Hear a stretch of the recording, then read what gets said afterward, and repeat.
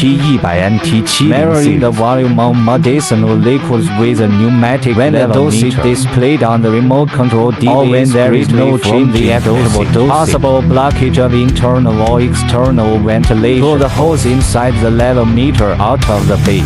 Then remove the top 3 screws. Pull lightly on the Remove external from hose. gearbox slot. Remove the entire level gauge again. Pull out the 2 clear hoses.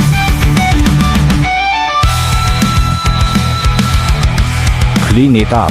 Allow to dry before use. Turn the level counterclockwise to remove it. Use a brush to clean it up. Let it dry and then put it back in place. You can also just remove the breather valve. Also check that the level gauge base is not clogged. On the outside, remove the 2 level meter base fixing nuts.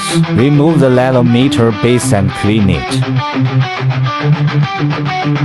In the process of It is cleaning necessary to ensure that the rubber gasket of the external base is not ventilation. You can use a hairdryer on Blow a into the vent for 30 seconds.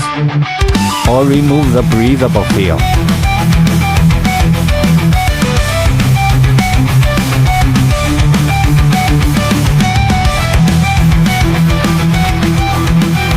When assembling the level gauge, make sure that the 2 green seals do not Clean the come template off. Breather valve with clean water. Keep the breather valve clear. When using liquids that foam may show inaccurate dosage, you can take out the tank mouth cross filter after consistent air pressure inside and outside the tank. Powder emulsion prone to settling and clumping. Removable filter at the bottom filter prevents abnormal flow risk caused by clogging of the Upon completion of the repeated emptying of the sprinkler system more than 5 times.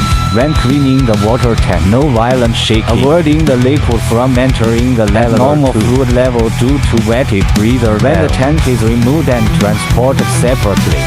The interior should avoiding the liquid level abnormality caused by the liquid entering the level meter due to the violent shaking during transportation.